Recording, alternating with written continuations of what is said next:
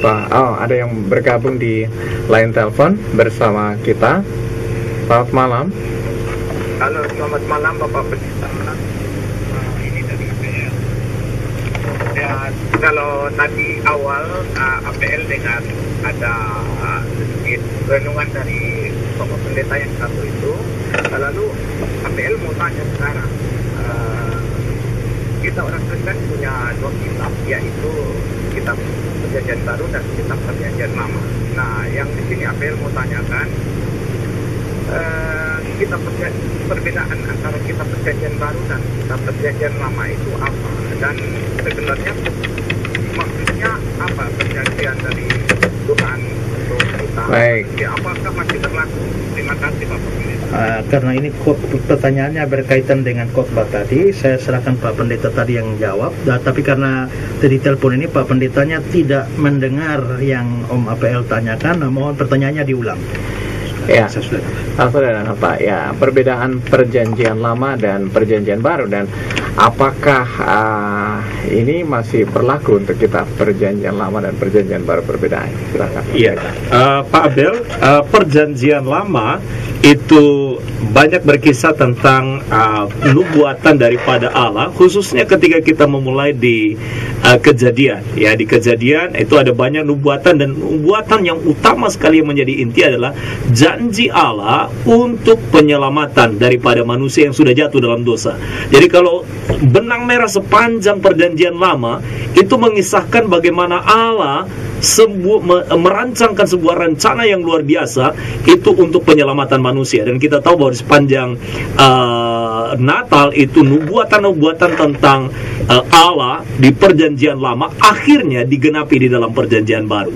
Nah, dengan demikian maka saya mau katakan bahwa apa yang dijanjikan Allah di dalam perjanjian lama itu digenapi di dalam perjanjian yang baru. Nah, sekarang pertanyaannya, untuk perjanjian lama ini apakah masih berlaku kepada kita? Dan di dalam perjanjian baru sudah kita yakini bahwa ini juga masih berlaku kepada kita.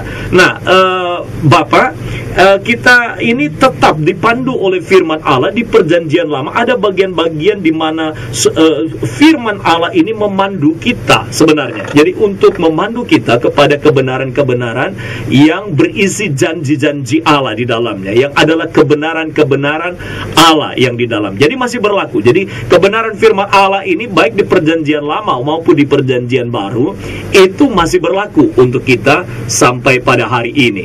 Jadi kalau kita lihat di dalam Alkitab ini ada 39 di perjanjian lama, ada 27 di perjanjian baru. Nah, kita lihat bahwa ada kesinambungannya, bahwa di perjanjian lama, kesimpulannya di perjanjian lama adalah nubuatan atau janji-janji Allah, dan di perjanjian baru itu digenapi. Semua hal menunjuk kepada satu titik, yaitu menunjuk kepada Yesus Kristus. Dan yang kedua adalah Alkitab ini adalah panduan yang masih tetap relevan bagi kita sebagai orang yang percaya. Tuhan memberkati. Baik, terima kasih Pak Pendeta. Baik, saya tambahkan sedikit, saudara ya. Kalau kita melihat di dalam perjanjian lama itu ada yang namanya hukum Taurat, itu ada dibagi menjadi 3 hukum. Yang pertama itu adalah hukum moral, seperti 10 hukum misalnya. Yang kedua itu ada yang namanya hukum upacara, itu tata aturan hukum seremonial, potong kambing, potong domba, dan lain sebagainya. Lalu yang ketiga ada hukum sipil. Hukum sipil itu misalnya hukuman mati diberikan kepada orang yang tertangkap berzina, itu dihukum mati. Nah, itu adalah semacam undang-undang di dalam negara Israel. Nah, bagaimana, apakah itu bisa berlaku sampai sekarang? Saudara ingat ya, kalau hukum sipil itu tidak boleh diberlakukan di sini sekarang. Kenapa? Kalau orang berzina, kita tidak bisa langsung, menurut Alkitab angkat batu lempar mati. Kalau saudara angkat batu lempar mati, saudara yang ditangkap polisi.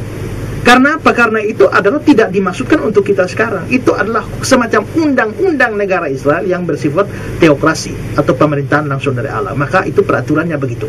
Ada nabi palsu harus dibunuh mati. Tapi kalau sekarang misalnya ada nabi palsu, kita tidak punya hak untuk menghukum mati dia. Laporkan dia kepada polisi kah atau bagaimanakah ya cara. Tapi tidak boleh dihukum mati. Itu hukum sipil.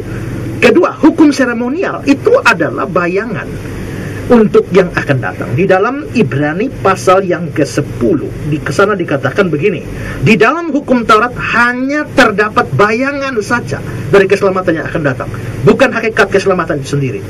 Nah, ini dalam hukum Taurat hanya terdapat bayangan saja. Ini menunjuk pada apa? Menunjuk pada hukum seremonial, potong kambing, potong domba, lembu, sapi dan sebagainya, dan semua aturan-aturan halal haram dan sebagainya. Nah, karena itu saudara, hukum seremonial ini itu bukan hakikat keselamatan. Dia hanya bayangan. Tapi apabila hakikat keselamatan yaitu Kristus sendiri datang, otomatis bayangannya tidak berlaku. Maka hukum seremonial menjadi stop ketika Tuhan Yesus datang. Ini dinyatakan di dalam Efesus pasal yang kedua ayat yang ke-15. Di sana dikatakan begini, sebab dengan matinya Kristus sebagai manusia, dia telah membatalkan hukum Taurat dengan segala perintah dan ketentuannya. Berarti ini tidak berlaku lagi. Makanya kita sekarang tidak potong kambing, tidak potong domba. Kenapa? Karena darah domba Allah itu adalah hakikat, bukan bayangan. Domba dalam perjanjian lama hanya bayangan. Apabila hakikatnya Kristus sudah datang, bayangannya harus digeser. Ya, harus digeser. Nah, bagaimana dengan hukum moral? Hukum moral ini Tuhan Yesus bilang, aku datang bukan untuk menyedahkan, tapi untuk menggenapinya. Langit dan bumi boleh hilang lenyap, satu iota dari firman itu tidak akan lenyap. Berarti itu menunjuk pada hukum moral. Jadi hukum moral terus berlangsung, hukum seremonial stop. Hukum sipil itu hanya berlaku pada waktu itu, tidak boleh kita sekarang. Jadi yang harus kita pegang sekarang adalah hukum moralnya. Tapi hukum-hukum seremonial tidak boleh lagi. Makanya di dalam Kolose pasal yang kedua itu Paulus bilang, jangan lagi ada orang yang menghukum kamu dengan aturan-aturan, jangan makan ini, jangan makan itu dan sebagainya. Ya, itu karena masuk di dalam hukum seremonial. Ya, itu yang saya tambahkan.